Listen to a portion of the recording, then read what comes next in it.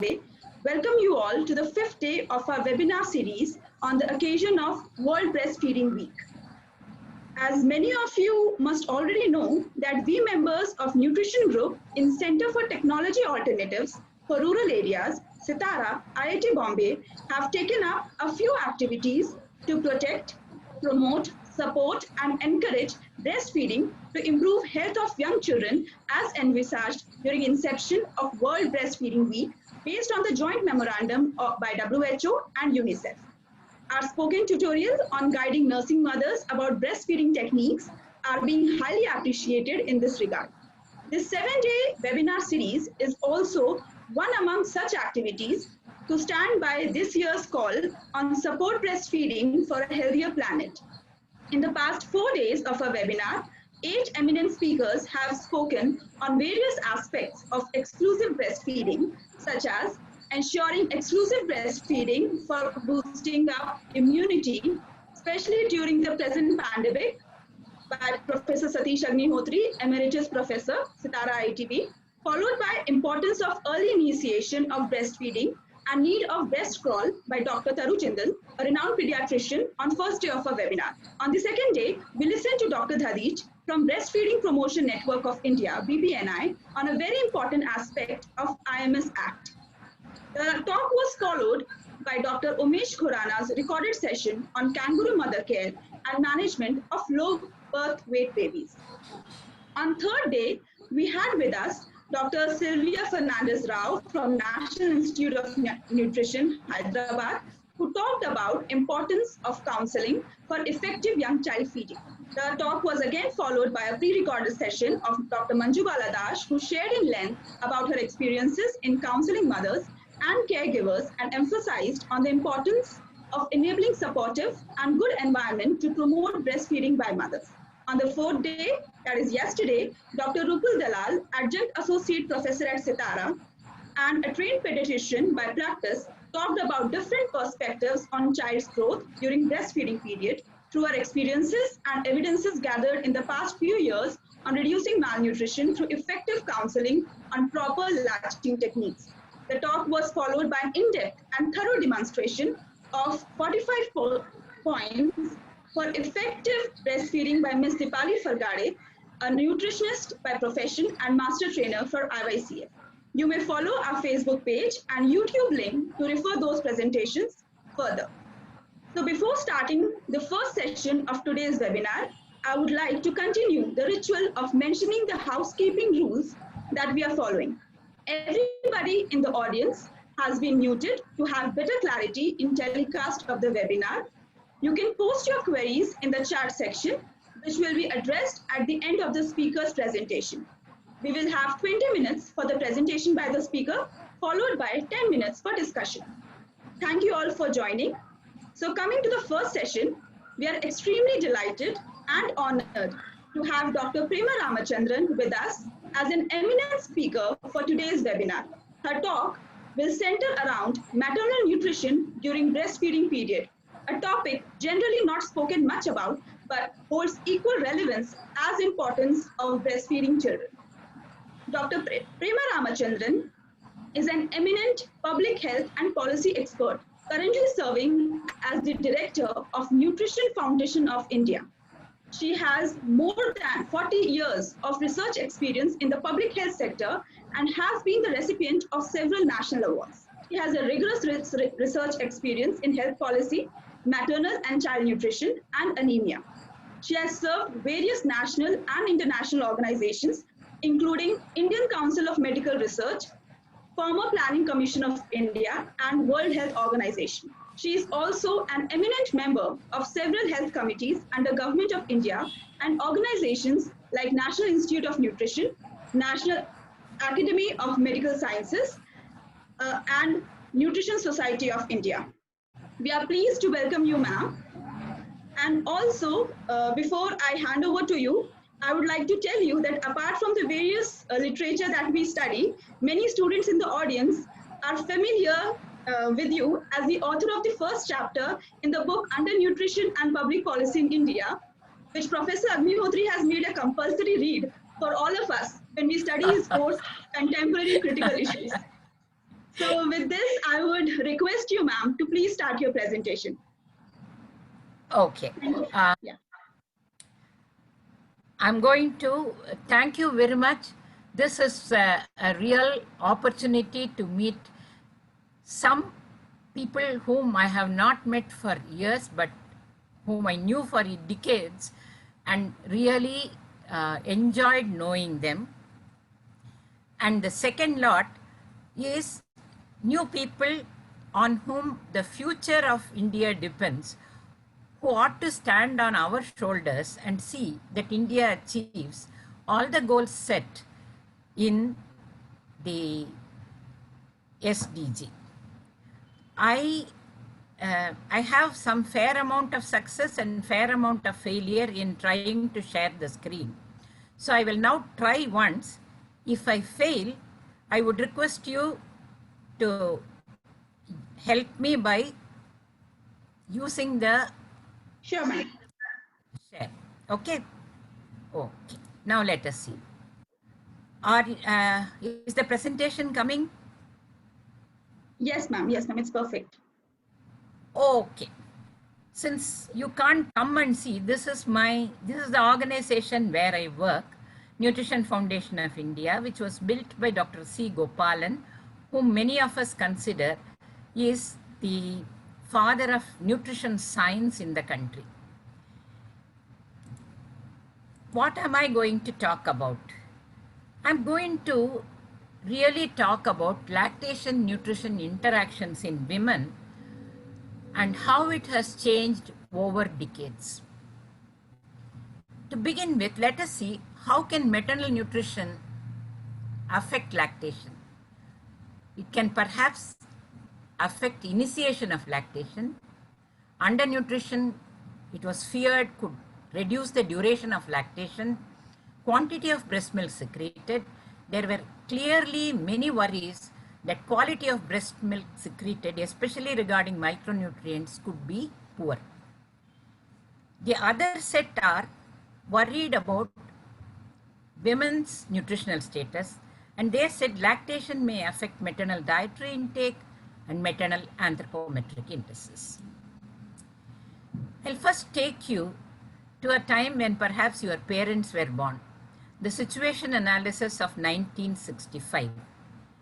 At that time, it was very clear in all the developing countries and increasingly understood by the rest of the world that breastfeeding was a critical factor for survival, growth, and well-being of infants, especially among poorer segments of population in developing countries.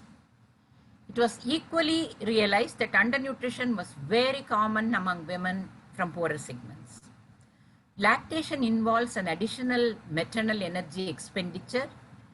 For breast milk production alone, this is about 500 kilocalories. Lactating women from poorer segments of population may not be able to increase their dietary intake. Major limiting factor at that time was poverty and food insecurity. Therefore, breastfeeding may have an adverse impact on maternal nutrition, especially in undernourished people. And what then? It is a consequential cycle. Maternal undernutrition may adversely affect successful initiation of lactation and duration of lactation, quantity of breast milk produced, quality of breast milk. And all these factors can adversely affect infant health and nutrition. Therefore, priority was accorded by all research agencies, WHO, UNICEF, and India ICMR, to undertake research studies to find out the effects, if any, of maternal nutrition on quantity and quality of breast milk produced, and effect of lactation on maternal nutritional status. I'll now briefly summarize the research studies on nutritional status of lactating women undertaken between 1965 and 1985. Right through this period, the tradition of prolonged universal breastfeeding was there, sustained right through when rest of the world was undergoing a turmoil in terms of people switching over to bottle feeding. Studies carried out between 65 and 85 showed prevalence of undernutrition was about 40% in lower income group families. Research studies documented that maternal undernutrition did not have any adverse impact on initiation of lactation, duration of breastfeeding, quantity of breast milk produced, macronutrient content of milk, but micronutrient content in breast milk of undernourished women was poorer. Breastfed infants had lower morbidity, mortality, and better growth as compared to, whom are we comparing? Not with Swedish children, but with the bottle-fed counterparts from lower income group families. So, breastfeeding was the best feeding for all infants and children, and breastfeeding was critically important in poorer segments of population with high maternal and child undernutrition. Now, let us now look, if it is so important, women must breastfeed, what can we do to see that they breastfeed without incurring nutritional adverse effects? People do not realize that lactating women in those days, and even today perhaps, had heavy workloads in household chores. Caring for the infant involved additional physical activity, and over and above all this, additional maternal energy expenditure in breast milk production was 500 calories. Almost all the diet surveys showed that there was, if at all any, only marginal increase in dietary intake in breastfeeding women as compared to non-breastfeeding women from the same families. Research studies documented that both normal and undernourished lactating women showed a progressive fall in body weight in the first 6 months of lactation. The average weight loss was about 2 kg. Women continued breastfeeding average around 24 to 30 months, 24 months in urban areas, around 30 months in rural areas, carried on their household work and cared for their babies. Their dietary intake continued to remain unaltered right through the period of lactation. With the introduction of complementary feeds by about anywhere between 4 and 8 months, and later adult food being given to children, there was a progressive reduction in the amount of breast milk secreted, and with waning lactation, majority of lactating women regained their lost weight in the next 2 years. But the fact remained that in the first 6 months they lost weight, and that was the critical period when the breast milk was vital for infant survival and growth. So what can we do? Intervention program to bridge the gap between energy requirement and energy intake during lactation. India initiated the ICDS supplementary feeding program for lactating women. Food was to be given during the first 6 months after childbirth. Mothers were initially to receive hot cooked meal, regional, about 500 kilocalories a day from Anganwadi centers. But very soon it was realized that it is not possible for the extremely hardworking, busy mother to come to Anganwadi center every day and have a food. So ICDS program started providing take-home rations, which were predominantly roasted, coarsely ground cereal pulse and sometimes oil seed mix, sufficient for 1 week. These were to be cooked at home and taken by the lactating women. 4 decades after initiation of this program, the coverage remains quite low. More important than that, sharing of THR cooked at home is nearly universal, whether they made khichdi out of it or upma out of it. When it was tasty, everybody ate it in a day's time. National Food Security Act 2013 made supplementary feeding a legal entitlement for lactating women. But like many other legal entitlement, this has a very poor outreach. I would like to also tell you about the nutritional consequences of pregnancy happening in lactating women. Early advent of next pregnancy in lactating women has very adverse impact on maternal nutrition, has an adverse impact on nutritional status of the current breastfed infant, leads to poor weight gain during the subsequent pregnancy and resulting in a higher prevalence of low birth weight in the offspring. Therefore, timely initiation of appropriate contraception during lactation becomes very important because it can prevent deterioration in nutritional status of mother-child dyad. However, contraceptives to be chosen with care because it should not have any adverse effect either on breast milk production, quantity, or duration of lactation. All these sort of programs got on ground by about 1990, and most people, not only the program people, but even the research scientists and nutritionists felt that, if coverage improves, implementation improves, things will go well. And because of it, there was a lack of interest in studying this between 1985 and 2000. But interest came back again with a bang in 2000.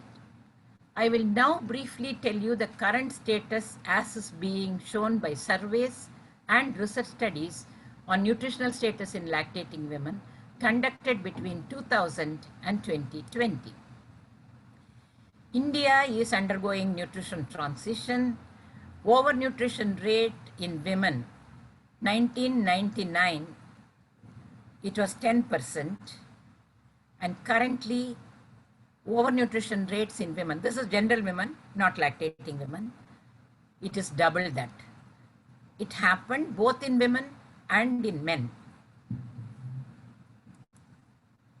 There is an effect of age on nutritional status.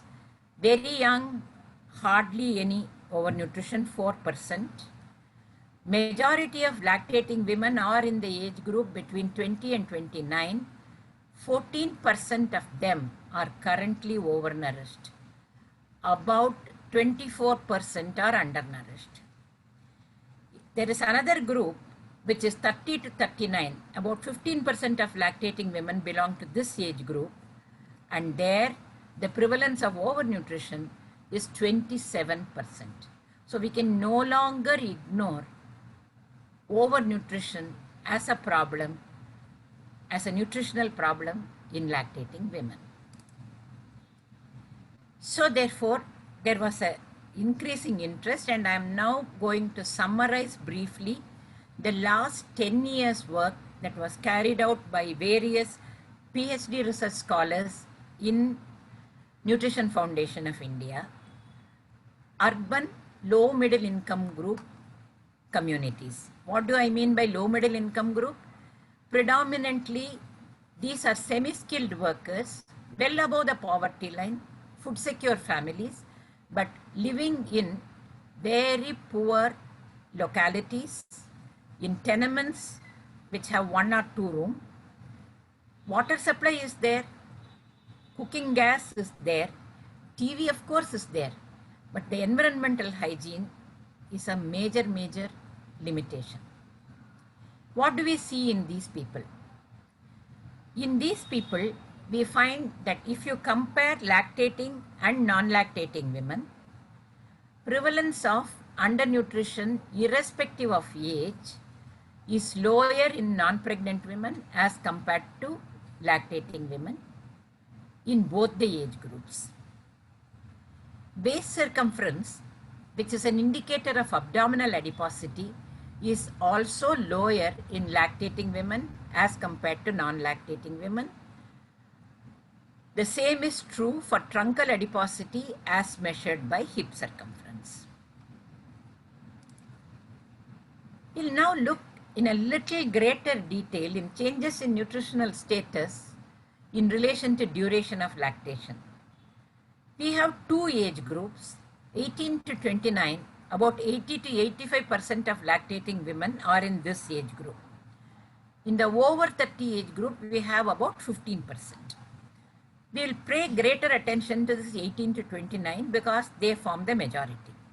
In them, undernutrition rate initially was about 11%, but by 35 months, it has almost doubled. As far as over 30 age group women, lactating women are concerned, no change in undernutrition rate happens with increasing duration of lactation. We'll now move on to the next, which is overnutrition. As far as overnutrition in the younger age group is concerned, that is 18 to 29, about 1/4 are overnourished right across different durations of lactation. On the other hand, if you start looking at the over 30 women with waning lactation, overnutrition rate increases, so that by the time they complete lactation, about half the women are overnourished. This is something that we really need to take cognizance of. It is perhaps possible that overnutrition rates are lower and undernutrition rates are higher in rural and tribal population, and also very marginalized urban population. But considering substantial proportion of urban and rural population are now above poverty line, however defined, we need to take cognizance that giving food without understanding that we have to identify the people who need the food may be not useful in reducing undernutrition, that is one half, may in fact aggravate overnutrition, that is the other half. I will next take on abdominal adiposity. This is a little bit complicated, but I would like you to have a look at it and think about it. Generally, abdominal adiposity in 18 to 29 year age group remains unchanged. About 1/5 have abdominal adiposity right through different periods of lactation. But in the 30 to 39, abdominal adiposity increases enormously. If you look at truncal adiposity, that also remains unaltered in the 18 to 29 age group and increases in the 30 plus age group. Why are we worried about abdominal adiposity? Because it is associated with metabolic syndrome, which in turn is associated with higher risk of non-communicable diseases. Again, for clarity, I am showing this again to you. Look at the levels of abdominal adiposity in 30 plus age group. It affects almost one in every alternate woman, and leaving them with a high risk of non-communicable diseases. Truncal adiposity, on the other hand, is clearly a reflection of BMI change. No change at all in the younger age group, increase as BMI increases in the 30 plus age group. Okay. What are the policy and program implications of these findings? Breastfeeding in 2020. Undernutrition rates in lactating women are relatively low, so you don't have to really say, oh my God, what will happen? Thank God and thank all nutrition education people who ensured that breastfeeding is protected and promoted across all income groups. In India, breastfeeding is nearly universal. Average duration of breastfeeding is about 24 months. This is what makes our babies grow. Nutritional status of women does not in any way influence either the quantity of breast milk or macronutrient composition. Majority of breastfed infants and young children grow along the trajectory largely determined by their birth weight. All of you know 1/3 of Indian children are born with a low birth weight and a low birth length, and you can't expect them to match the weight and height of US children who are born with a mean birth weight of 3.5 kg. To Indian children, breastfeeding remains the critical factor for survival, growth and well-being during infancy and young childhood. And today we realize one more benefit. It protects them from overnutrition and risk of non-communicable diseases in adult life. Therefore, efforts to protect and promote breastfeeding have to be continued very vigorously. What about undernutrition in lactating women? As I said earlier, prevalence of undernutrition in lactating women is low. There is no persistent increase in undernutrition in lactation.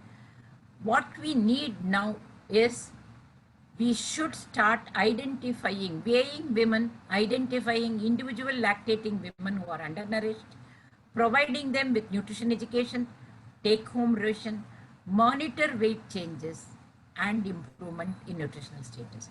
This will be very, very helpful in bringing down undernutrition.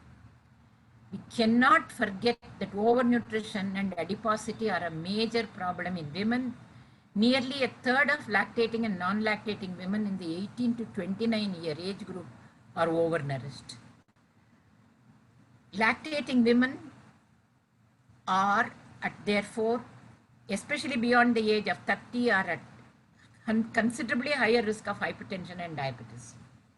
Lactating women today are in contact with health services for child immunization. These contacts should be used to check their nutritional status, blood pressure, blood sugar, especially among those who are overnourished.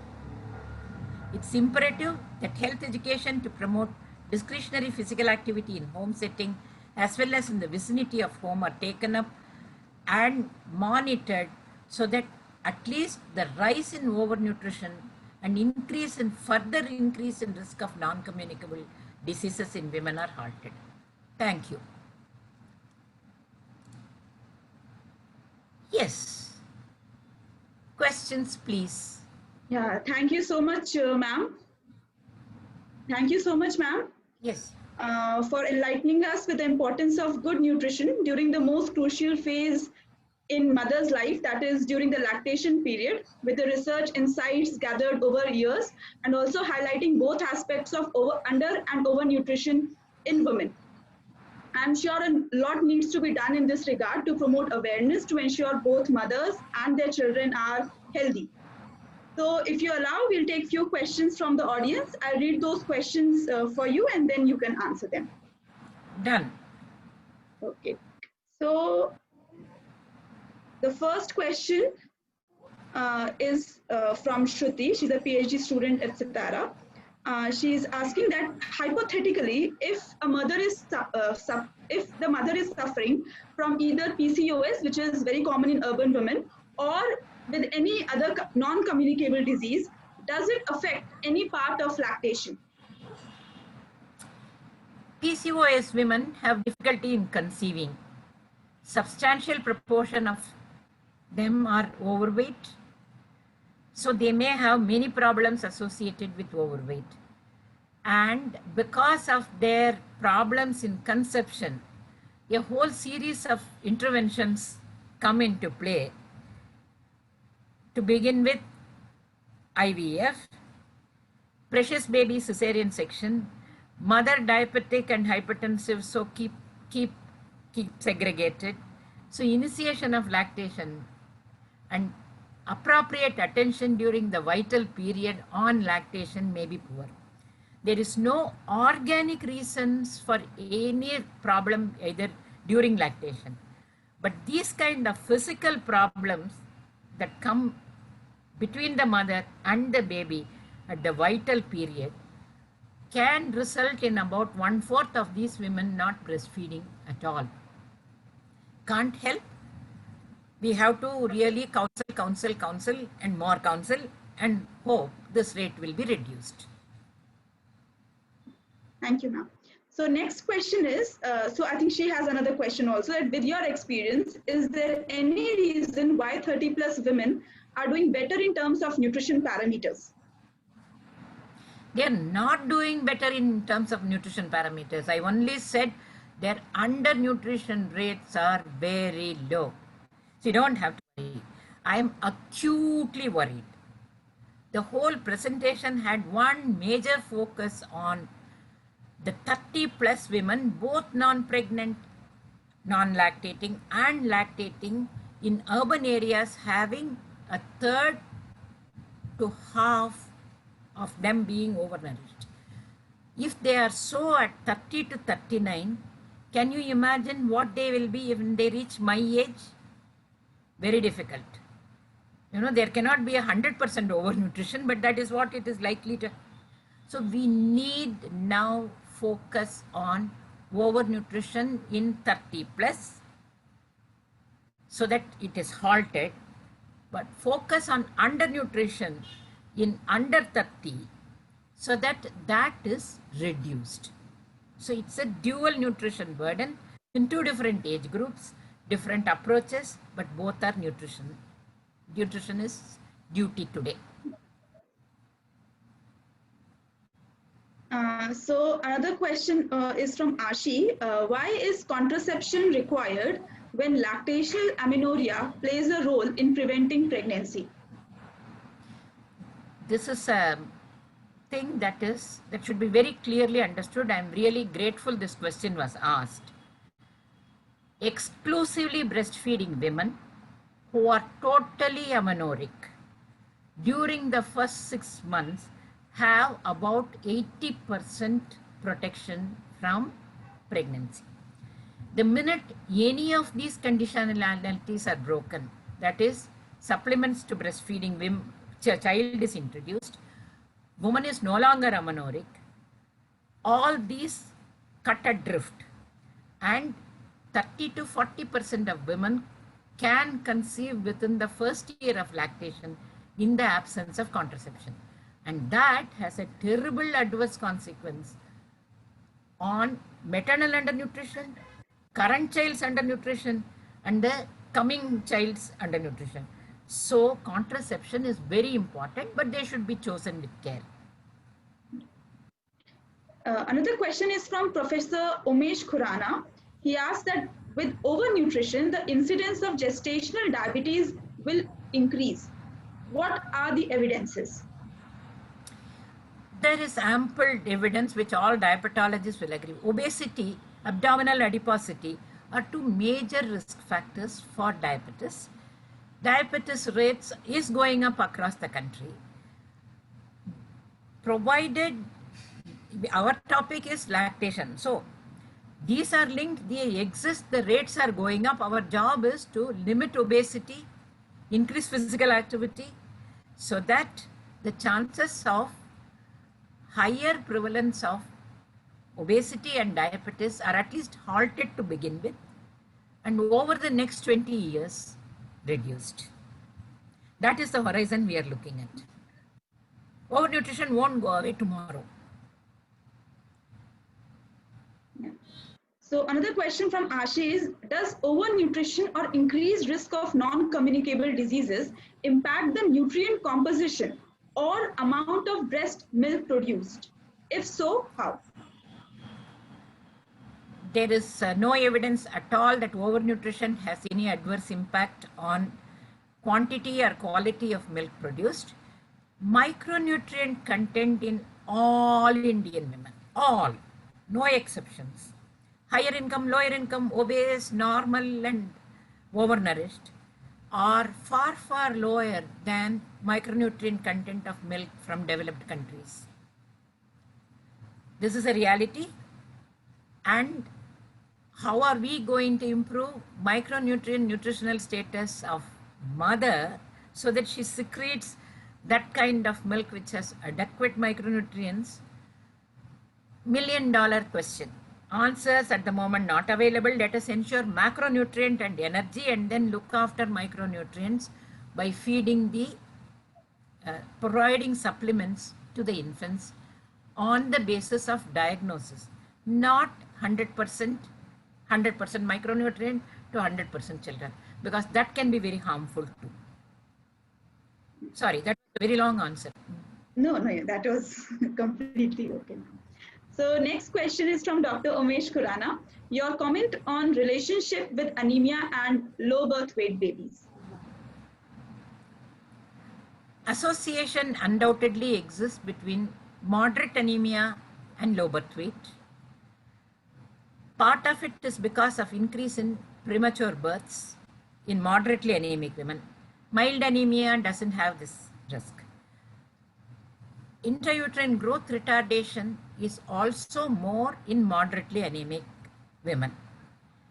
The evidence comes from the fact that if you treat moderate anemia with parenteral iron and ensure that these women become non-anemic, in that group there is a steep reduction in the low birth weight rate. So it's a therapeutic trial that tells us that treatment of moderate anemia has immense benefits in terms of improvement in birth weight.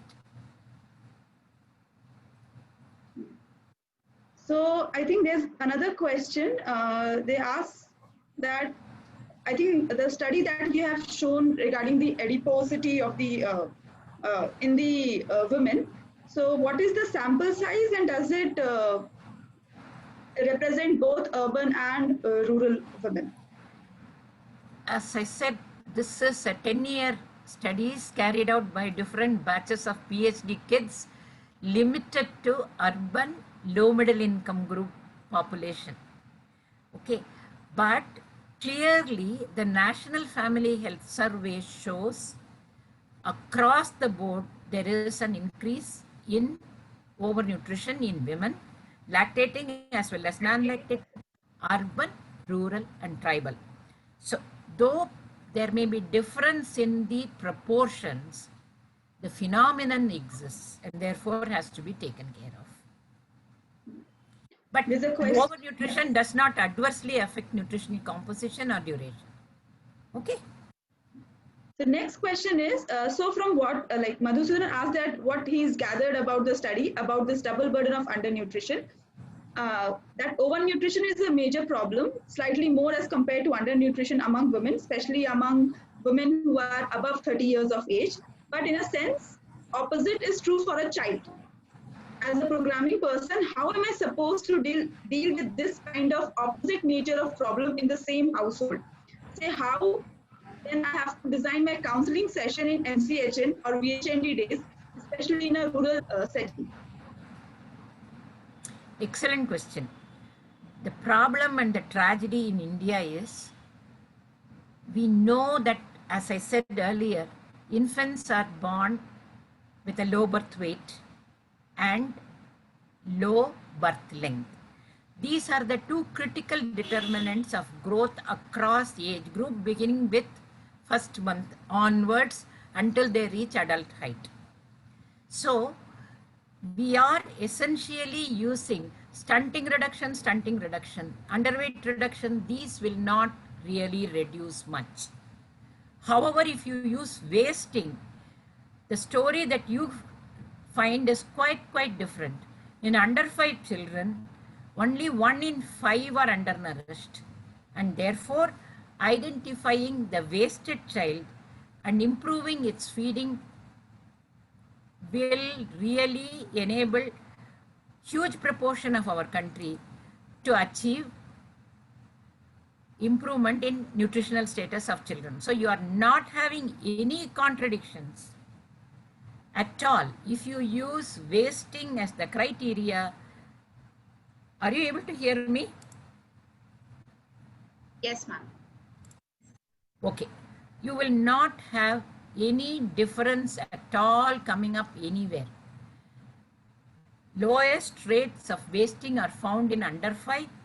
There has been a progressive increase in wasting with adolescent growth, and highest level of wasting is seen in women in the 15 to 20 year age group when they are married early and also lactate. So you are carrying the same message.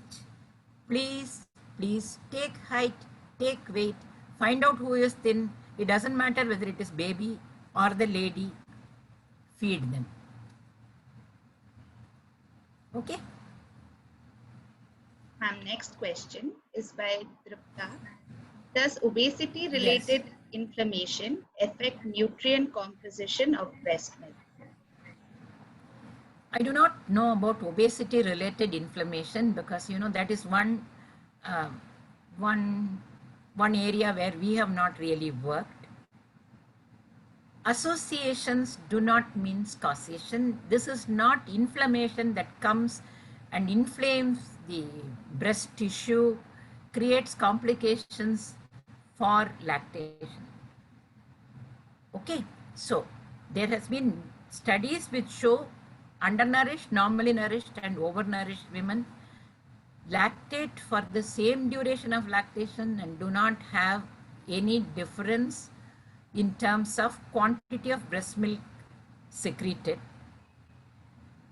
And therefore, I would take it that means that obesity has no adverse impact on either quantity or duration of lactation.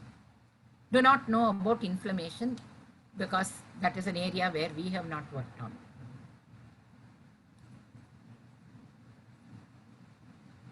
Next question. It's by Kiran Chiralkar. Yes. Where are we going wrong for well-nourished children in India? Where are we going wrong in well-nourished children? Well-nourished to me means they are neither undernourished or overnourished. So to me, both are wrong nutrition. Undernutrition, I would believe that we are failing because we are not identifying them early enough using the right indicators, which is wasting. In overnutrition, again, we are missing the bus mainly because we keep on telling children are underweight as compared to WHO standards, as compared to any other standards. Please compare BMI and find out whether the child has appropriate weight for its height and age. The minute you identify beginning of overnutrition, if you encourage the child to increase physical activity, we will achieve halting of overnutrition.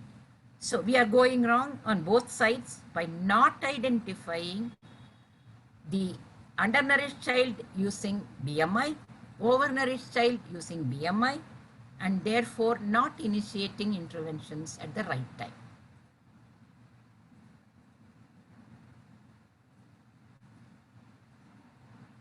Terrible, no? Hello? Yes, ma'am. Did it get muted? No, ma'am. All okay. You heard? Yes. Okay, fine. I think we overshot time. We have already overshot time. So we can... And may I thank you all for the excellent questions, which means that you really listened and really asked questions that will take us what I wanted in the beginning. Stand on the shoulders of the past so that you see farther and reach the right horizons. Thank you very much, children. Thank you, ma'am, for enlightening us with the importance of good nutrition during the most crucial phase in mother's life. Thank you so much, ma'am. So now we'll proceed to our next session. And if you allow... Yes. Yes, ma'am. You can stay, and we have our pre-recorded session. Hello.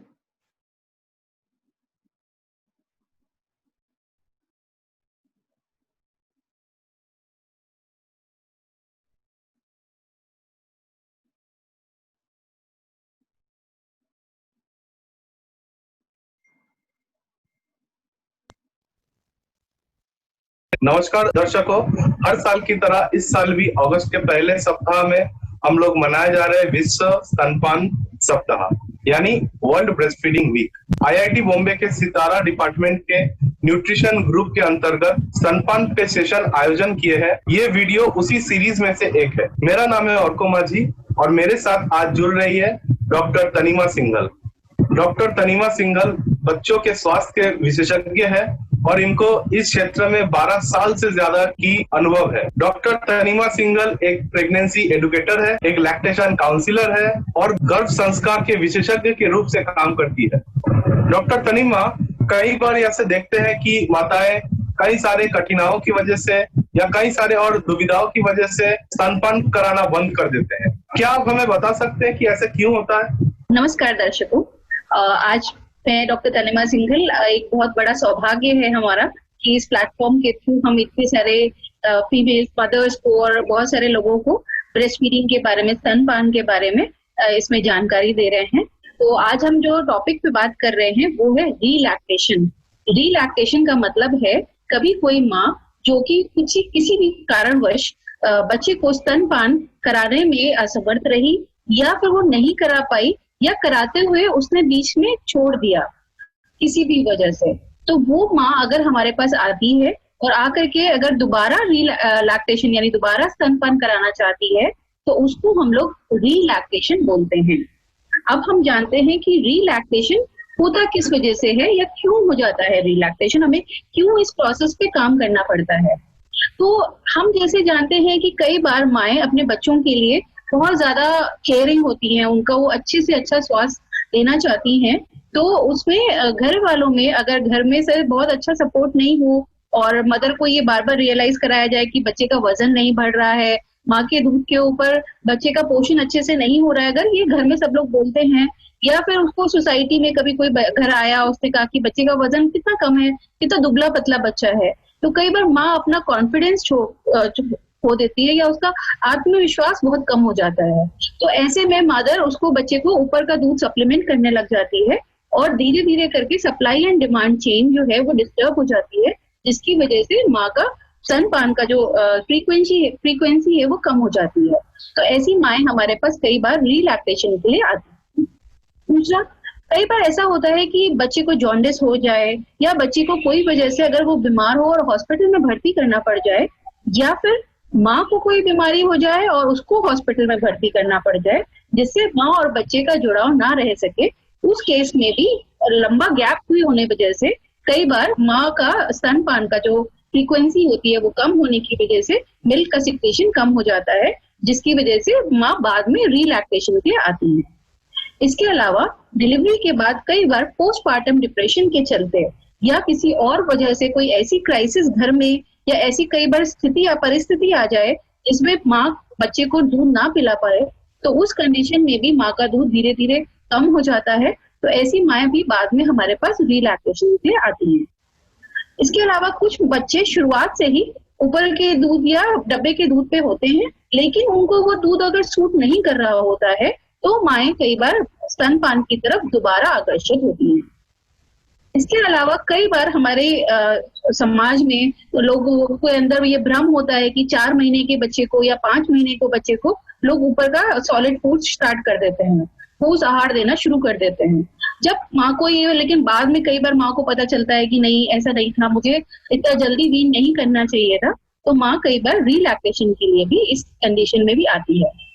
इसके अलावा last होता है कि कई बार माँ को बाद में रियलाइज होता है, उसको शुरू में उतना सपोर्ट नहीं मिला, उतना उसको साथ फायदा नहीं हुआ उसको कि उसको घर में कोई सपोर्ट कर रहा हो, जिसकी वजह से माँ को सही गाइडेंस ना मिलने की वजह से, सही काउंसलिंग ना मिलने की वजह से उसने बच्चे को स्तनपान नहीं करा पाई और बाद में उसको ऐसा महसूस हुआ कि मुझे अपने बच्चे को दूध पिलाना चाहिए, तो उस कंडीशन में भी माएं हमारे पास आती हैं। डॉक्टर तनीमा, क्या आप ये बता पाएंगे कि इसके पीछे फिजियोलॉजी क्या है? ओके, देखिए रीलैक्टेशन जो है वो बेसिकली उसकी जो फिजियोलॉजी है वो इस बात पे डिपेंड करती है कि ब्रेस्ट के अंदर कुछ सिक्रीटरी एल्वियोलाई होते हैं। तो सिक्रीटरी एल्वियोलाई जो होते हैं वो स्तन के अंदर जो ग्लैंडुलर टिश्यू होता है उसके अंदर होते हैं, वो उनकी ग्रोथ की जाती है रीलैक्टेशन के पूरे प्रोसेस में। उसके बाद जो सिक्रीटरी एल्वियोलाई होते हैं उसमें से दूध का प्रोडक्शन होना स्टार्ट होता है, उसमें दूध बनना स्टार्ट होता है। तो जब ये दूध बनना स्टार्ट होता है उसको हम लोग माँ को जब रेगुलरली दूध को एक्सप्रेस यानी निकालने को बोलते हैं तो वो रिमूवल होता है। तो रिमूवल से हमारा जो डिमांड एंड सप्लाई की चेन है वो मेंटेन होना स्टार्ट होती है। तो जब रेगुलरली मिल्क को हम एक्सप्रेस करते हैं, निकालते हैं, तो डिमांड क्रिएट होती है और माँ का जो दिमाग होता है वो उसके हिसाब से काम करना शुरू करता है और सप्लाई का बंदोबस्त होता है दिमाग के अंदर। तो उस तरह से सप्लाई और डिमांड की चेन यहाँ से एस्टैब्लिश होकर के स्तनपान के लिए दोबारा यानी कि रीलैक्टेशन होना प्रोसेस स्टार्ट हो जाता है। डॉक्टर तनीमा, आपसे हम ये जानना चाहेंगे कि जैसे बॉडी के हर एक प्रोसेस के लिए काफी सारे हॉर्मोन्स उसमें इन्वॉल्व रहते हैं, रिलैक्टेशन के लिए भी हॉर्मोन्स इन्वॉल्व है जी। और ये हॉर्मोन्स की भूमिकाएं क्या है?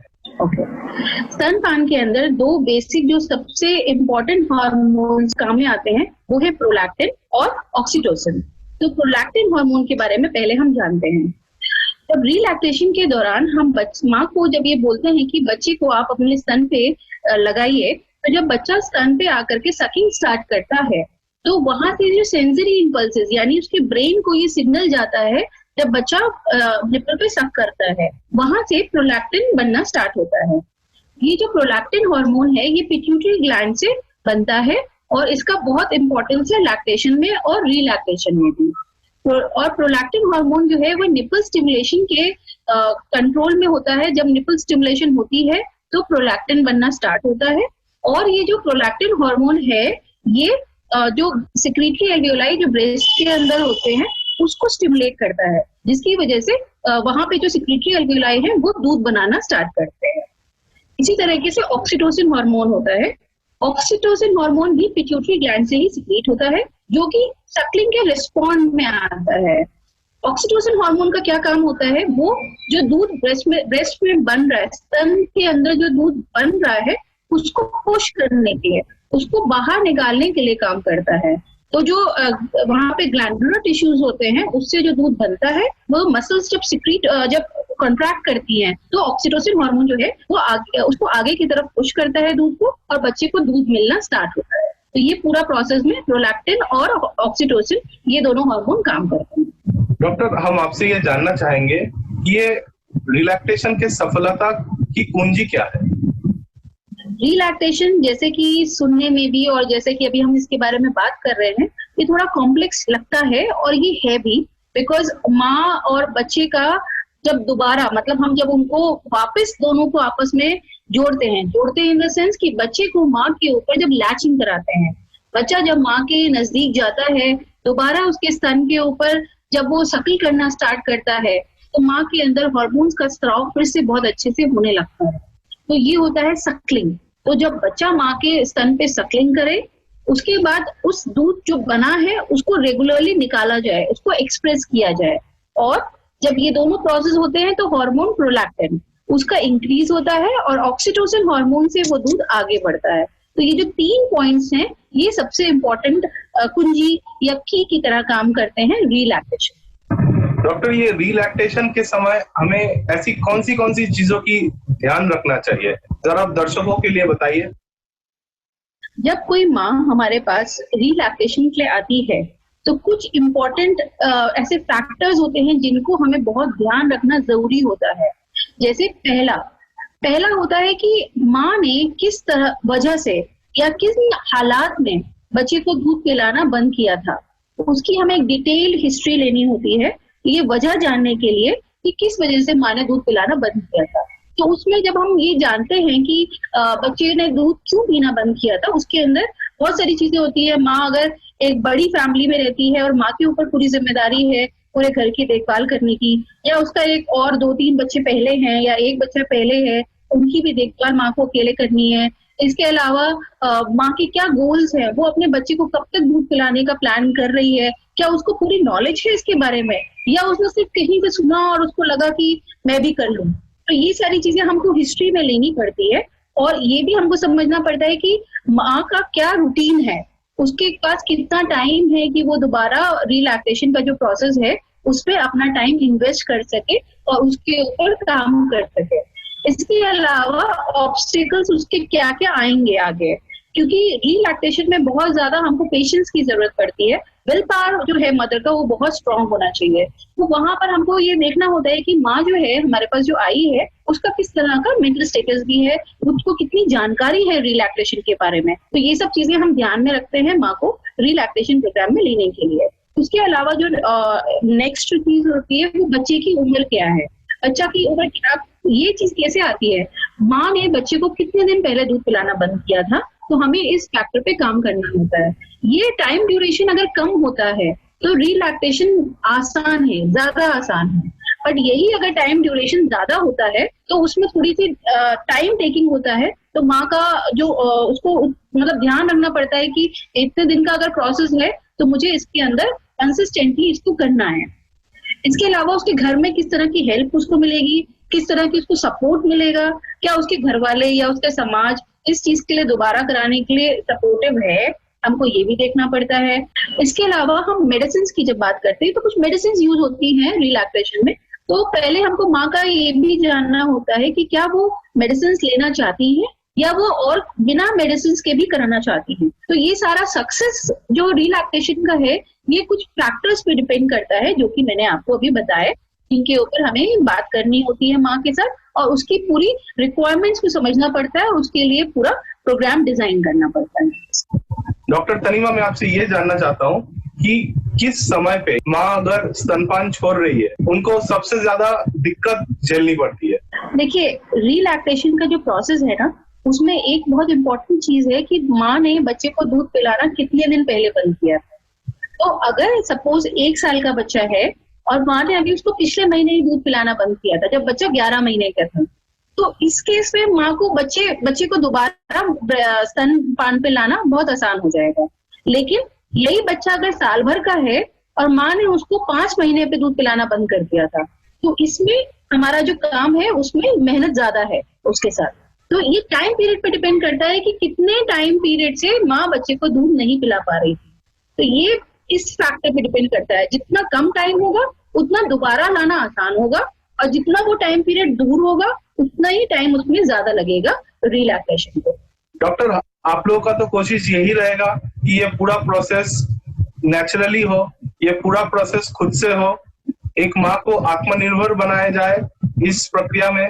पर क्या कोई दवाई या जड़ी बूटियां भी है जो इस प्रोसेस को और थोड़ा आसान बनाते हैं? रिलैक्सेशन के लिए या लैक्टेशन के लिए ही कुछ ऐसी मेडिसिन हैं जिनको हम गैलेक्टोगॉग्स बोलते हैं। गैलेक्टोगॉग्स भी मेडिसिन के फॉर्म में भी आते हैं और हर्ब्स के भी फॉर्म में आते हैं, यानी जड़ी बूटी के फॉर्म में भी आते हैं। तो जो मेडिसिन के फॉर्म में आते हैं उसके बारे में बहुत सारे प्रोटोकॉल्स हैं जो कि हम लोग फॉलो करते हैं। और जड़ी बूटियों के लिए कई बार हमारे समाज में घरों में बहुत सारी ऐसी जो किचन में इस्तेमाल, उनके रसोई में इस्तेमाल होने वाली जो चीजें होती हैं, जैसे अजवाइन हो गया, जीरा हो गया, या फिर लहसुन होगी, ये मदर्स ऑलरेडी यूज कर रही होती है। तो हम जब उनको इसी प्रोसेस में दोबारा बताना शुरू करते हैं तो उनको वो चीजों में आसान लगता है, ये तो घर में ही है चीजें सारी, तो इनको हम कर सकते हैं। तो कुछ घर के ऐसे किचन के मसाले और उसके साथ में कुछ जड़ी बूटियां भी होती हैं जो कि हेल्प करती हैं इस प्रोसेस में। तो ये बहुत इंपॉर्टेंट है जानना माओं के लिए कि अगर वो दोबारा रिलैक्सेशन करना चाहती हैं, दोबारा बच्चे को स्तनपान कराना चाहती हैं, तो इतना मुश्किल नहीं है, आप ट्राई कर सकती हैं। और साथ साथ इसकी कुछ ऐसी चीजें होती हैं, जैसे माँ को अपना पानी का इंटेक बहुत अच्छा लेना चाहिए। माँ को अपना पानी का इंटेक, जिससे उसका हाइड्रेशन अच्छा हो, ब्रेस्ट मिल्क अच्छे से, दूध जो है वो अच्छा बने।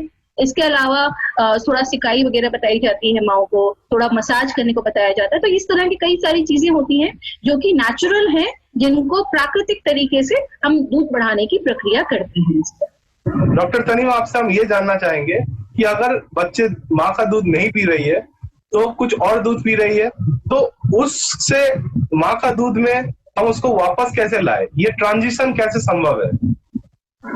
ये क्वेश्चन बहुत अच्छा पूछा आपने, क्योंकि जब माएँ हमारे पास आती हैं तो वो यही पूछती हुई आती है कि मैं कब अपना दूध वापस पिला पाऊंगी। तो उसपे वहां पर हम माँ को समझाते हैं कि ये प्रोसेस है और हम धीरे धीरे करके इस पे काम करेंगे। तो जब माँ बच्चे को अपने दूध पे धीरे धीरे लाती है तो वो जो उसके अलावा जो भी दूध दे रही होती है उसकी क्वांटिटी हम धीरे धीरे करके थोड़ी थोड़ी करके कम करते जाते हैं। और माँ के दूध को जब बच्चे को माँ के साथ हम जुड़ाव करते हैं तो माँ का दूध जो बढ़ता है धीरे धीरे करके, वो माँ को खुद दिखने लगता है और उसका खुद का कॉन्फिडेंस, उसका खुद का विश्वास बहुत अच्छा हो जाता है। क्योंकि जब वो देखती है कि बॉटल में जो दूध था वो अब बॉटल वाला दूध बच्चा कम कर दिया है और हमारा माँ का दूध अब ज्यादा पीने लग गया है, तो इससे ये बहुत अच्छा प्रोसेस होता है। और मैंने देखा है जब माएँ इस प्रोसेस में आती हैं तो उनकी जो खुशी होती है वो बहुत अच्छी होती है, कॉन्फिडेंस बढ़ जाते हैं, उनका कॉन्फिडेंस बहुत अच्छा हो जाता है। डॉक्टर तनीमा, आपसे हम ये जानना चाहते हैं कि ये जो प्रोसेस है, ये जो प्रक्रिया है, क्या ये हर बार काम करते हैं, हर एक माँ के लिए काम करती है, और अगर नहीं काम करे तो हमें और क्या करना चाहिए? देखिए, रिलैक्टेशन का जो प्रोसेस है, मैंने जैसे पहले भी बताया है कि इसमें बहुत सारे फैक्टर्स हैं जब हम माँ को इसमें एनरोल करते हैं। क्या होता है, माएँ जब शुरुआत में आती हैं इस प्रोसेस के लिए तो वो बहुत इसको लेकर के एक्साइटेड होती हैं कि मैं अपने बच्चे को वापस ले आऊंगी अपने। धीरे धीरे करके जब इस प्रोसेस में हम आगे बढ़ते हैं तो बहुत स्ट्रॉन्ग सपोर्ट होना बहुत जरूरी होता है। हर माँ जो है वो अपने बच्चे को बेस्ट देना चाहती है, बट साथ ही साथ वो भी खुद एक इंसान है जिसको एक सपोर्ट की बहुत जरूरत पड़ती है। उसका सपोर्ट सिस्टम बहुत स्ट्रॉन्ग होना चाहिए। तो सपोर्ट सिस्टम हम एज अ डॉक्टर तो देते ही हैं, बट उसकी फैमिली का, उसके हस्बैंड का, उसके घर में और लोग, उसके समाज का बहुत इंपॉर्टेंट होता है उनका सपोर्ट सिस्टम। तो कई बार क्या होता है कि वो सिस्टम अगर अच्छा मजबूत नहीं होता है तो उसका कॉन्फिडेंस जो है वो कम हो जाता है। तो मैं ये नहीं कहूंगी कि हर बार ये सक्सेसफुल ही होता है, क्योंकि बहुत सारे ऐसे फैक्टर्स हैं जो कि इस प्रोसेस के को बीच में रोक सकते हैं। तो ये चीज है कि लेकिन हाँ, अगर माँ को जो जो चीजें बताई जाती हैं वो सब अगर वो ठीक से करती है तो उसके चांसेस सबसे अच्छे होते हैं। और उसके अंदर अगर वो कुछ चीजों को मिस कर रही है या फिर वो मेंटली, क्योंकि जब हम रिलैक्टेशन की बात करते हैं वो फिजिकली के साथ साथ मेंटली भी बहुत इंपॉर्टेंट है माँ का स्ट्रॉन्ग होना। तो अगर माँ मेंटली स्ट्रॉन्ग है लेकिन उसका सपोर्ट सिस्टम वीक है तो भी इसके चांसेस थोड़े कम हो जाते हैं। तो यस, ये जरूर इम्पोर्टेंट है कि ये सक्सेसफुल है, बट कुछ केसेस में ऐसा नहीं भी होता है कि हमने रिलैक्सेशन का प्रोसेस स्टार्ट किया और माँ को उसमें सक्सेस नहीं मिली, ऐसा भी केसेस हो सकते हैं। अच्छा, अब आपने एक क्वेश्चन और पूछा कि अगर ऐसा नहीं होता है तो क्या होता है या हम क्या करते हैं। तो पहले तो हम जानते हैं कि क्या ऐसा रहा जिसकी वजह से माँ ऐसा इस प्रोसेस को कंटिन्यू नहीं कर पाई, या क्या ऐसा रहा जिसमें उस प्रोसेस को बीच में रोकना पड़ा। अब इसको जानने के बाद हम माँ की काउंसलिंग करते हैं। अगर माँ को दूध जितना उसने एक्सपेक्ट किया है कि इतना दूध तो हो ही जाता अब तक, और सपोज उतना दूध नहीं बन रहा है, तो हम माँ को समझाते हैं कि क्वांटिटी पे आप नहीं जाते हो। अगर दूध थोड़ा भी बच्चे को मिल रहा है माँ का, तो वो उसकी इम्यूनिटी को बढ़ाने के लिए, उसके जो जर्म किलिंग सेल्स हैं वो बहुत ज्यादा होते हैं ब्रेस्ट मिल्क के अंदर, तो वो थोड़ा भी अगर मात्रा में बच्चे को मिल जा रहे हैं तो वो उसके लिए फायदेमंद ही होंगे। इसके अलावा हमको एक बात ये समझनी होती है कि जो स्तनपान का पूरा प्रोसेस है वो सिर्फ न्यूट्रिशन के पॉइंट ऑफ व्यू से ही इम्पोर्टेंट नहीं है, वो माँ और बच्चे के सामीप्य और सामंजस्य के लिए भी बहुत इम्पोर्टेंट है। उनकी दोनों की बॉन्डिंग बहुत अच्छी होती है। जब बच्चा माँ के पास आकर के ब्रेस्ट फीडिंग करता है, स्तनपान करता है, तो माँ और बच्चे का जो बॉन्डिंग होती है उससे माँ के खुद के डेवलपमेंट के लिए और बच्चे के डेवलपमेंट के लिए दोनों चीजें बहुत इंपॉर्टेंट हैं। इसके अलावा बच्चे का जो ओरल डेवलपमेंट होता है, उसकी जो ओरल कैविटी होती है, तो जो बच्चे ब्रेस्ट फीडिंग करते हैं उनका ओरल कैविटी जो है वो ज्यादा स्वस्थ होती है और उनको डेंटल ट्रीटमेंट्स भी कम लेने पड़ते हैं अपनी फ्यूचर लाइफ। डॉक्टर तनीमा, आपसे हम ये जानना चाहेंगे कि कई माताओं को थोड़ा अतिरिक्त सहायता की जरूरत पड़ती है, तो क्या क्या अतिरिक्त सहायता माताओं को मिले तो उनके जो कॉन्फिडेंस है वो थोड़ा बढ़ जाए? रिलैक्टेशन का जो पूरा प्रोसेस है उसमें सबसे ज्यादा जो सपोर्ट की जरूरत होती है वो है इमोशनल सपोर्ट। माँ को एक लगातार उसको मोटिवेट करते रहना बहुत इंपॉर्टेंट होता है। कई बार बहुत लोज फील करती है माँ, क्योंकि उसको अतिरिक्त मेहनत करनी पड़ रही होती है बच्चे के साथ। बच्चा भी ज्यादा रोता है बिकॉज उसको भी आदत नहीं होती है माँ के दूध पे आने के लिए दोबारा। तो ये जो पूरा प्रोसेस है उसमें माँ को ये लगातार समझाना होता है कि आपको अपने ऊपर काइंडनेस रखनी है, ठीक है। उसके अलावा ग्रेटिफिकेशन, ये एक थैंकलेस जॉब है। कई बार माँ जितने एफर्ट्स कर रही होती है, जितनी मेहनत कर रही होती है, उसको रिकॉग्नाइज कोई नहीं कर रहा होता है। तो वहां पर हमको लगातार उसके साथ एक बहुत स्ट्रॉन्ग सपोर्ट सिस्टम बनाना होता है जो कि उसको मोटिवेट रखता है। इसके अलावा बीच बीच में कई बार ऐसे कंडीशंस होते हैं जब माँ आपके पास क्राइसिस की सिचुएशन में आती है कि नहीं हो रहा कुछ भी, अब नहीं हो रहा, वो कई बार हिम्मत हारती है। तो वहां पर फिर मैंने बोला इमोशनल सपोर्ट बहुत इंपॉर्टेंट है। प्रोसेस तो समझाना माँ को बहुत आसान है कि बार बार बच्चे को दूध पिलाओ, बार बार लगाओगी तो दूध बढ़ेगा, बट इसके साथ साथ उसको इस प्रोसेस पे रखते रहना कि ये करना है, इसके साथ में आज ये करना है, और फिर उसको धीरे धीरे रियलाइज कराते रहना कि कहाँ से शुरू किया था, कहाँ पे हम आ गए हैं, उसको पीछे दिखाना कि कहाँ से हमने स्टार्ट किया था, कहाँ आ गए। ये सारा काम जो है ना, ये बहुत इंपॉर्टेंट होता है। तो ये एक बहुत इमोशनल जर्नी होती है, और मैंने अभी तक जितनी भी माओं के साथ रिलैक्सेशन के प्रोग्राम्स किए हैं, उन सबके साथ मेरी बॉन्डिंग पेशेंट और डॉक्टर की रिलेशनशिप से ज्यादा हो गई है। वो अब मेरे साथ एक एज अ फ्रेंड है। तो बेसिकली हमको इस प्रोसेस में एज अ फ्रेंड होकर के ही उनके साथ ट्रीटमेंट करना होता है। तो ये जो सपोर्ट सिस्टम है, इसमें अगर घर वाले और समाज भी अगर साथ में आ जाता है तो उसके चांसेस सबसे अच्छे हो जाते हैं उसके अंदर। तो ये बहुत इंपॉर्टेंट है सपोर्ट सिस्टम। डॉक्टर तनीमा, आपसे काफी कुछ समझने में आ रहा है रिलैक्सेशन के बारे में। मुझे लगता है दर्शकों को भी बहुत अच्छा लग रहा होगा ये सारा चीजें सुन के, और उनको भी कॉन्फिडेंस मिल रहा होगा जो मदर्स अभी रिलैक्सेशन करने के लिए जहाँ जाएंगे, या जो मदर्स अभी स्तनपान जिनका बंद हो रखे हैं कोई कठिनाइयों के लिए, हमें उम्मीद है कि उनको भी थोड़ा कॉन्फिडेंस मिल रहा है रिलैक्सेशन पे। डॉक्टर तनीमा, क्या आप ऐसे एक माँ की कहानी शेयर कर सकते हैं जो आपने देखे हैं? एक केस जो था पूरा, जो मेरे दिल के सबसे नजदीक है, और वो मदर मुझसे आज भी कनेक्टेड है। तो इनका सबसे पहले मेरे पास फोन आया था, और फोन पे उन्होंने मुझसे सबसे पहले यही पूछा कि आप रिलैक्सेशन करती हैं? तो एकदम सडनली सीधे ये क्वेश्चन आया, तो मैंने कहा हाँ बिल्कुल, आप आइए, मिलिए मुझसे आकर के। तो उसने कहा नहीं, मुझे पहले आप ये बताइए कि आप रिलैक्सेशन के बारे में क्या जानती हैं। तो मैं समझ गई थी कि वो माँ बहुत परेशान है और वो ढूंढ रही है एक हेल्प के लिए। तो उसकी बातों से जो एक एंजाइटी आ रही थी ना, वो मैं समझ पा रही थी। तो मैंने उसको पहले बोला कि ठीक है, मैं अभी आपको 5 मिनट में कॉल बैक करती हूँ, आप पहले रिलैक्स हो, आप आराम से बैठो, फिर हम बात करते हैं। और उसके बाद 5 मिनट बाद मैंने उसको कॉल बैक किया, और अराउंड हमारी 45 मिनट्स करीब बात हुई। उसने मुझसे इतनी चीजें पूछी और मैंने सब उसको ठीक से बताया, और उसके 1 घंटे के अंदर वो मेरे क्लिनिक पे आ गई थी। क्लिनिक पे आने के बाद उसके बाद उसने जितनी चीजें पूछी ना उस दिन, और जितनी चीजें मुझे बताई, उसके बाद मुझे समझ में आया कि वो मुझसे इस तरह से क्वेश्चन कैसे पूछा था। उसने आके मुझे बताया कि उसने बच्चे को 2-3 महीने दूध पिलाया है बस खाली शुरुआत में, और उस समय उसको कोई ठीक से समझाने वाला नहीं था, कोई ठीक से बताने वाला नहीं था। वो फोन पे सर्च करती रहती थी, लेकिन क्योंकि डिलीवरी अभी हुई थी तो कमजोर थी, तो जब फोन पे बहुत सर्च करती थी तो उसकी आंखों में दर्द होने लगता था, तो वो उसको मतलब उतना नहीं देख पाती थी। उसके अलावा डॉक्टर से पूछती थी, कोई ठीक से गाइड नहीं करता था, घर में भी कोई बहुत ज्यादा सपोर्ट सिस्टम नहीं था।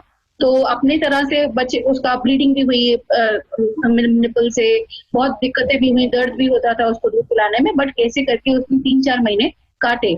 उसके बाद से वो दूध नहीं पिला पाई। 6 महीने के बाद उसको कहीं से पता चला कि रिलैक्सेशन कुछ होता है। उसने अपने डॉक्टर को जाकर के पूछा कि क्या मैं ये कर सकती हूँ? तो उन्होंने कहा कि अभी तो 6 महीने हो गए, अभी क्या करोगी करके, अब छोड़ दो। तो इसके, लेकिन इसने क्योंकि पढ़ा था कहीं पर, तो ये उसको ढूंढती रही। जब ये मेरे पास आई है तब उस समय इसका बच्चा 11 महीने का था। आप इमेजिन करो, 6 महीने से लेकर के, उसके बच्चा जब 6 महीने का था तब से लेकर के जब बच्चा 11 महीने का हो गया, उसको ठीक से कहीं पे कोई गाइडेंस नहीं मिली।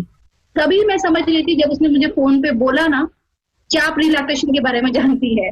और जब मैंने बोला यस, तो नहीं, आप पहले मुझे बताइए कि आप क्या जानती है, क्योंकि वो विश्वास खो चुकी थी लोगों के ऊपर। लोग उसको कोई कुछ गाइड करता था, किसी फ्रेंड ने बोला कि जीरा का पानी पी लो, किसी ने बोला सौंफ का पानी पी लो, तो वो इन सब चीजों से बहुत हताश हो चुकी थी। और उसने आके मुझे बताया कि आपका फोन मैंने लास्ट फोन में लाया था, इसके बाद मैं इस प्रोसेस को छोड़ देती। लकीली ऐसा हुआ कि वो हमारे साथ जुड़ी, हमने उसका प्रोसेस स्टार्ट किया। इतना फर्म डिटर्मिनेशन मैंने बहुत कम लोगों में देखा है। उसको मैंने जितनी चीजें बताई थी वो उतना करती थी रोज, बिना कोई छोड़े हुए। और 1 महीने के अंदर, मुझे आज भी याद है, वो जुलाई 26 पे मेरे पास आई थी, और अगस्त के बाद सितंबर में जन्माष्टमी का दिन था, जन्माष्टमी में सितंबर के फर्स्ट वीक में थी। उस समय उसने मुझे पहले दिन कॉल किया और मुझे बोला कि मैम, आज मेरा मिल्क इतना हुआ कि मैंने पूरा एक नीली बच्चे को अपना दूध दिया है।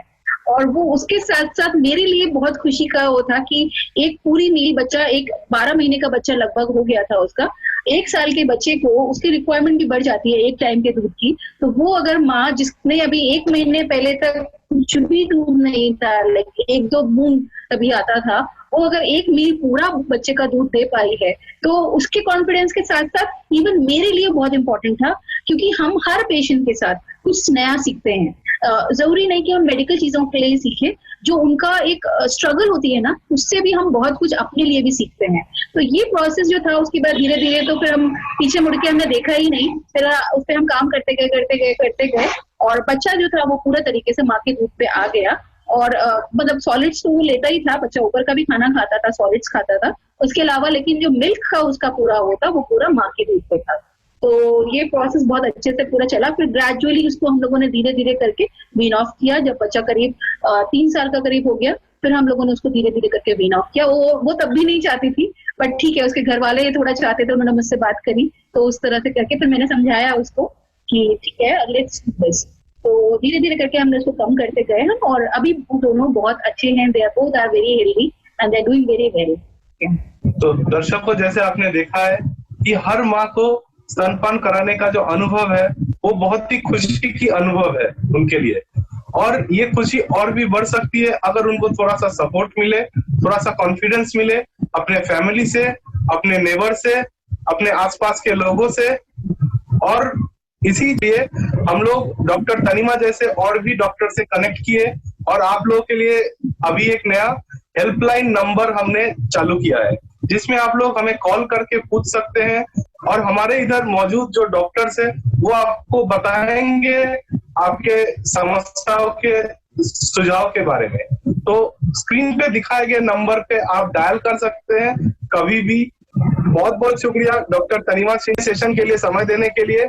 मुझे भी बहुत अच्छा लग रहा है आज यहाँ बात करके, एंड मैं बहुत शुक्रगुजार हूँ पूरी IITB टीम के लिए, जिन्होंने इस खूबसूरत तरीके से इसको पूरा ऑर्गेनाइज किया है।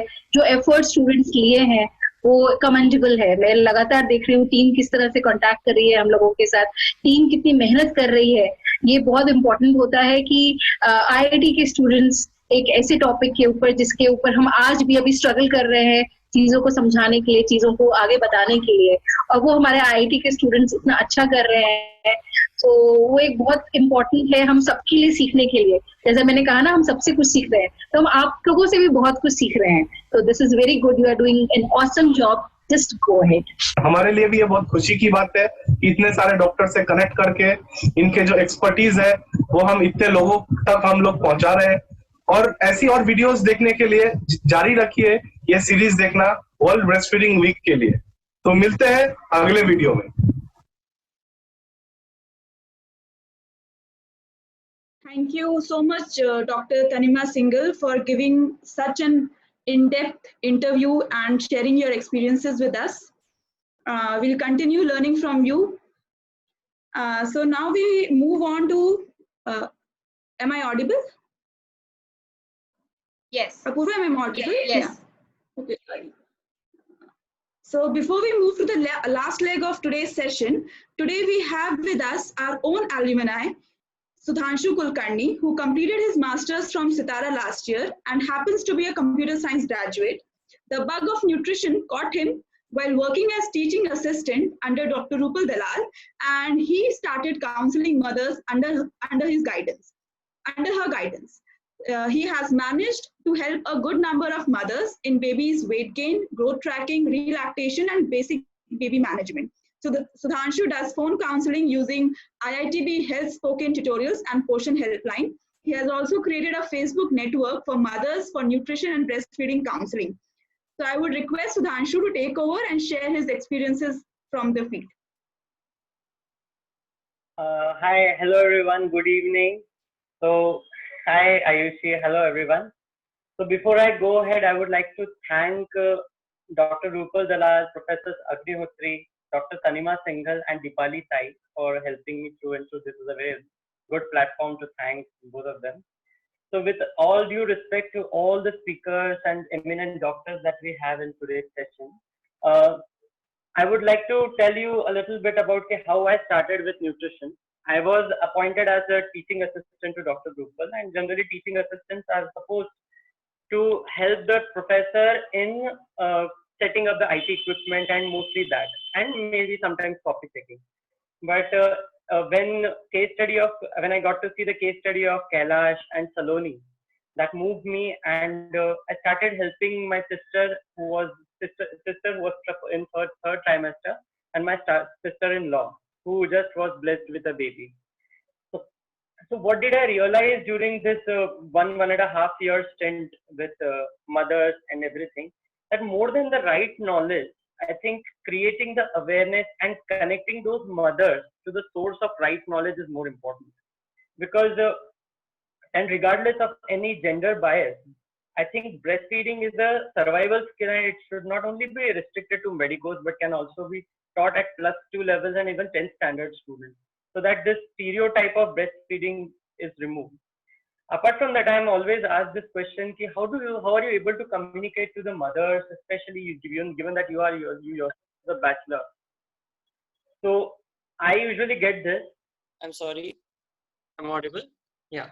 So I usually get this. So I understood one thing, that if you communicate with empathy and with understanding, I think things become much more easier to communicate and things go well. So apart from that, what I understood, that more than right knowledge, the source of the right knowledge was a spoken tutorial. And the beauty of spoken tutorial is that it took the explanation part from me, be it CC hold, be it physical methods of milk expressions. So there, and also the veil of tone.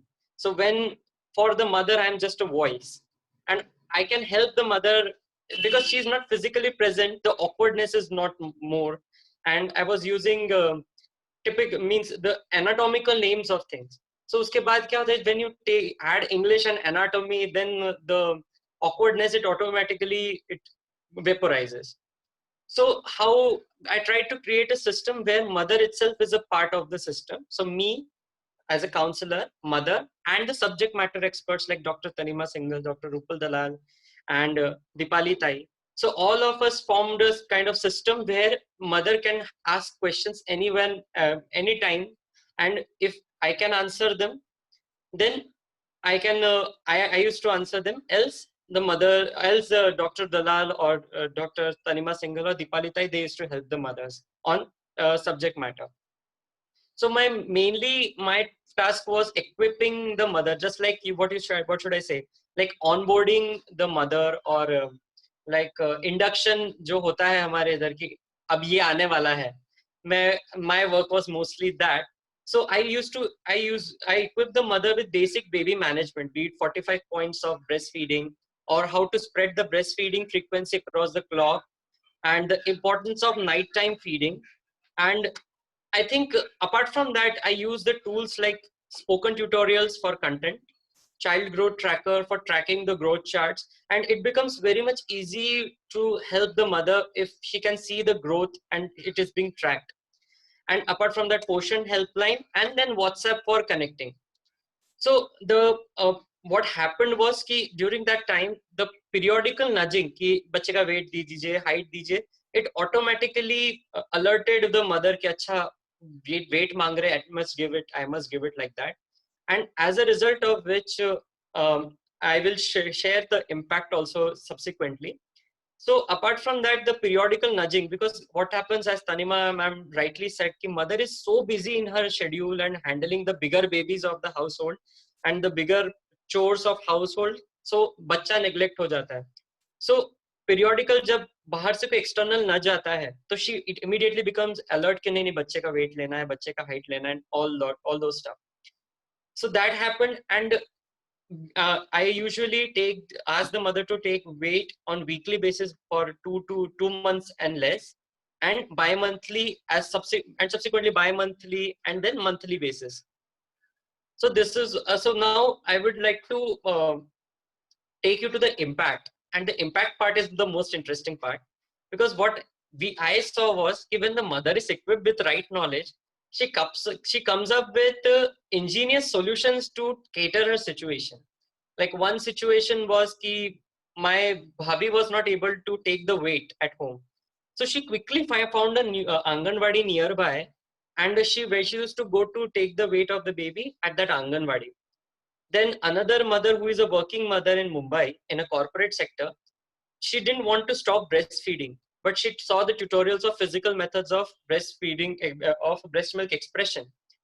So she emailed the HR along with some more mothers, and there was a mother's lactating room was made specially for those mothers, and a refrigerator was kept so that these mothers can stash their breast milk in those refrigerator. और घर जाए तो वो लेते हुए जाए, ताकि even if they are away from their child, the baby is still getting the breast milk.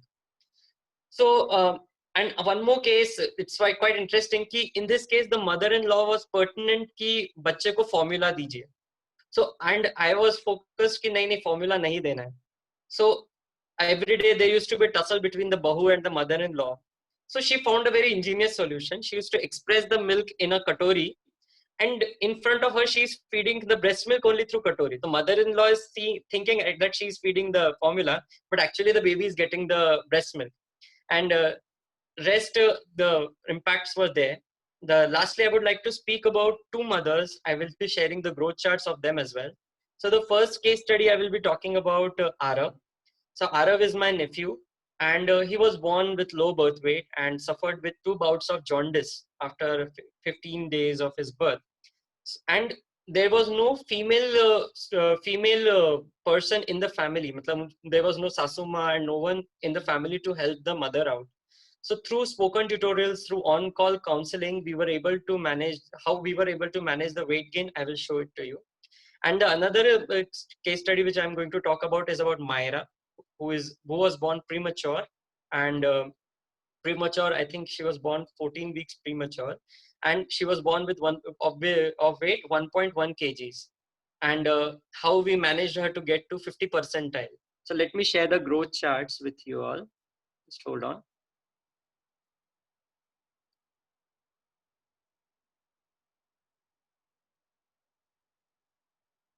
So this is the height chart of Arav. Let me share first the growth chart of weight growth chart.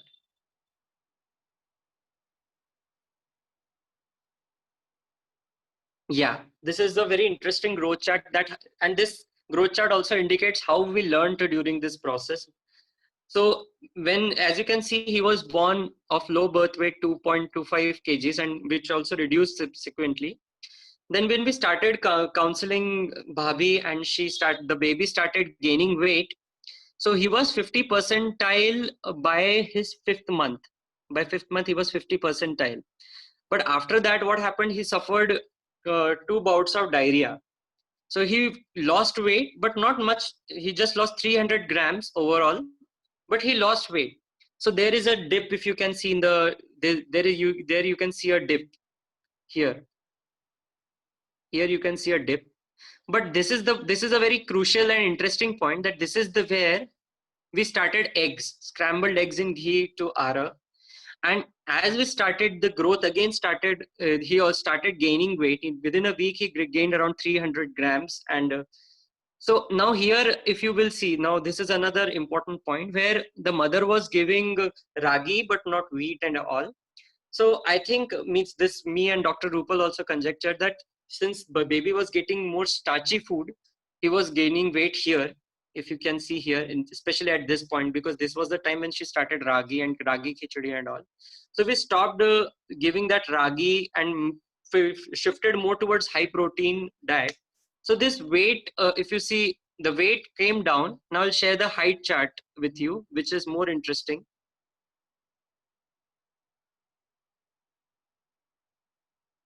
Yeah, so this is the height chart. So the height was lacking somewhat, and now it came.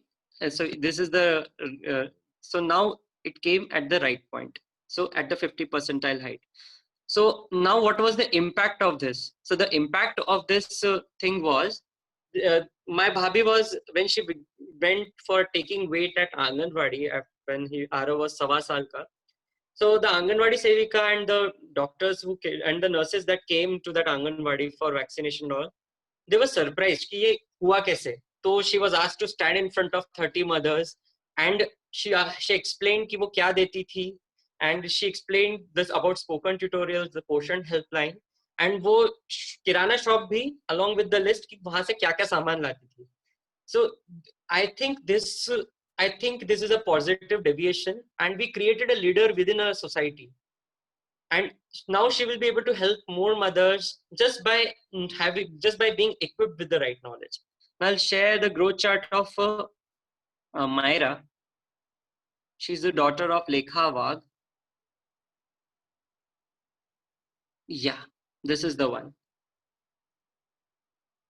Yeah. So if you can see, the baby was born at -6 Z-score, and it reduced to -6.9. She was very scared. The mother was very scared, and Bacha, because she was too small, she was not able to latch properly, Myra.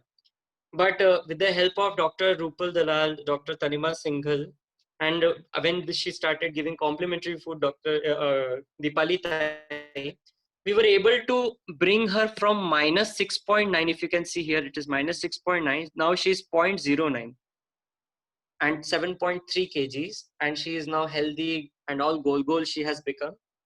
So again, I would like to thank IITB Sitara as well as the nutrition group for having me here and sharing my experiences about mothers. So the most important thing I understood was, if you are empathetic, if you can communicate well, even lay people can help the mothers, and we can make a better society for not only people, but the mothers and everyone to thrive. Thank you. Thank you, Sudhanshu, for sharing your experiences with us, and also telling us that as a student, what role we can play in basically helping the mothers, and also helping them network and providing them real help, and also what mothers can do at their end to help their babies grow in a right manner. So thank you, Sudhanshu. Now we actually come to the end of this session. I hope you all had a wonderful evening with us. Please join us tomorrow at 6 p.m. to listen to another eminent speaker, Dr. Seela Dev and Dr. Prachi Shah. Thank you everyone once again to be with us. Good night, take care, and stay tuned.